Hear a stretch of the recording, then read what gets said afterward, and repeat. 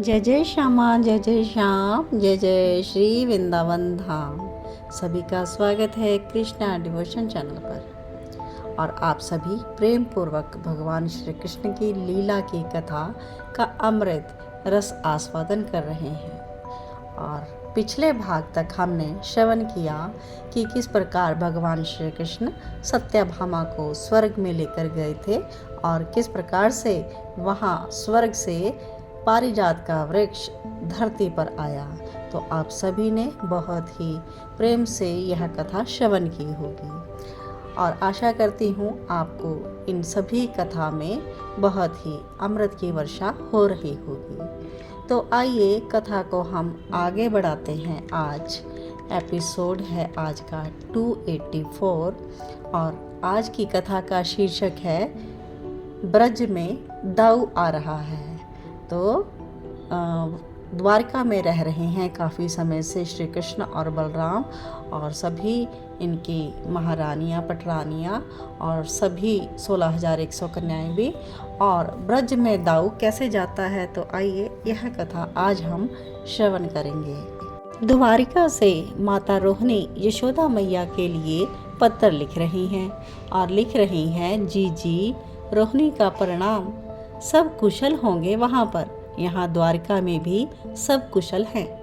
2 दिन बाद दाऊ ब्रज में आ रहा है। ये बात स्वयं बलराम ने ही मुझे बताई थी। मैं बहुत प्रसन्न हुई। मैं आज सच में हृदय से प्रसन्न हूँ। दाऊ ने भी मुझसे कहा कि मैया आप भी चलो ब्रज में, पर मैंने इच्छा होते हुए भी मना कर दिया। क्या करूँ जीजी, स्त्री जात स्वतंत्र कब रही है। अच्छा छोड़ो जीजी, ये सब बातें तो होती रहेंगी, रोना धोना तो लगा ही रहेगा, कोई बात नहीं।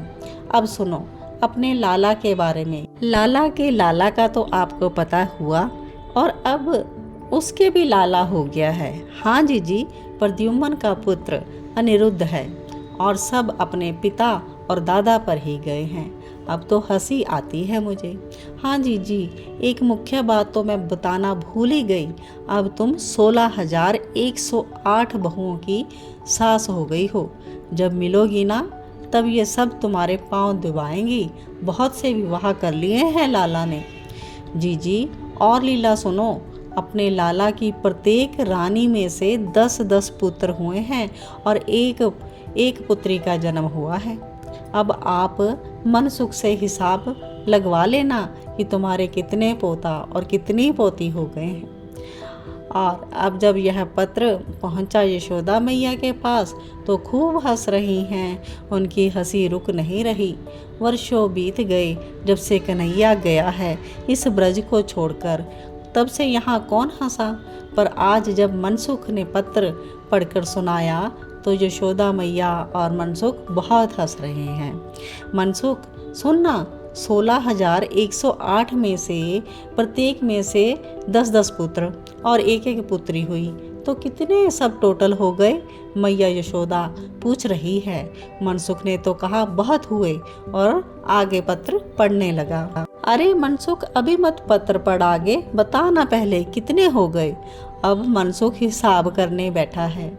1,70,188 जैसे तैसे हिसाब करके मनसुख ने मैया यशोदा को बताया और मैया यशोदा तो खूब हंस रही हैं। अब आगे सुनाओ मैया, मनसुख ने अपने सखा का पत्र पढ़ने के लिए कहा, क्योंकि उसे भी तो आनंद आ रहा है। नंद बाबा ने कहा हाँ सुना, और अब आगे मनसुख पत्र सुना रहा है। जी प्रद्युम्न का पुत्र अनिरुद्ध तो पिता और दादा दोनों से आगे निकल गया है। पता है जीजी, बानासुर की पुत्री उषा इससे प्रेम कर बैठी। कभी आमने सामने बैठोगी ना जीजी तो विस्तार से बताऊंगी। असुर की बेटी थी वो, उसने अनिरुद्ध को तो उठवा लिया और अपने पास बुलाकर प्रेम प्रलाप करने लगी थी। बानासुर कैसे सहन कर लेता ये सब। उसने अनिरुद्ध को पकड़कर बंदी बना लिया और अपने कारागार में डाल दिया। 6 महीने तक तो किसी को पता ही नहीं चला अनिरुद्ध कहाँ है। तब एक दिन नारद जी आए और आकर अपने लाला कन्हैया से पूछने लगे, आपके पुत्र कितने हैं? लाला ने उत्तर दिया, पता नहीं। और आपके पुत्र कितने हैं? तो मैं भी उसी सभा में बैठी थी। लाला ने उत्तर दिया, जिसे अपने पुत्र का नहीं पता वो पुत्र कहाँ से गिनने जाए। आपके प्रद्युम्न पुत्र अनिरुद्ध बानासुर की कैद में है, यह बताया उन्होंने। इतना सुनते ही सेना लेकर अपना कन्हैया चल पड़ा था बानासुर के यहाँ। बड़ा भयंकर युद्ध हुआ, पर अपना लाला तो लाला ही है, वो भला आज तक हारा है? बानासुर की पुत्री उषा के साथ विवाह करवा कर लाया था अपने पोते का। अब कल मैंने दाऊ को भी बहुत डांटा। तुम भी डांटना जीजी, बहुत गुस्सा करता है, बात बात में गुस्सा करता है। मैंने उससे कहा कि जा वृंदावन में अब जा, कुछ दिन वहाँ पर रह ले, जीजी की सेवा करियो, माखन छाछ दही दूध खूब खाना। तुझे गुस्सा बहुत आ रहा है इन दिनों, इसलिए जीजी तुम उसे संभालना। मैं बहुत खुश हूँ, वो वृंदावन जा रहा है इस बात से। बाकी सब ठीक है, हम तो खारे समुद्र के बीच में पड़े हैं। आहा, यमुना जी का तो वो मीठा जल जीजी, तुम भी मनसुख से कुछ दो शब्द वहाँ के बारे में लिखवा कर दाऊ के हाथों भिजवा देना। तुम्हारी रोहिणी। तो यहाँ पर कथा विश्राम लेती है। आप सभी ने लिसन किया कि किस प्रकार से रोहिणी मैया माता यशोदा के लिए पत्र व्यवहार करती है और द्वारिका का सारा हाल और श्री कृष्ण के पुत्र पुत्रों और पोत्रियों की सारी जानकारी देती है। और बलराम जी ब्रज के लिए जा रहे हैं। रोहिणी माता इस बात से बहुत खुश है।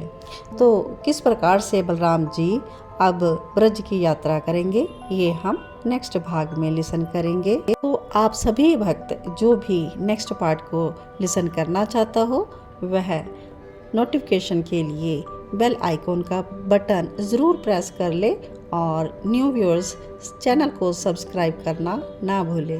तो मिलते हैं आप सभी से हरी इच्छा से नेक्स्ट भाग में। तब तक आप सभी के हृदय में बैठे प्रिया प्रीतम को मेरा कोटि कोटि वंदन।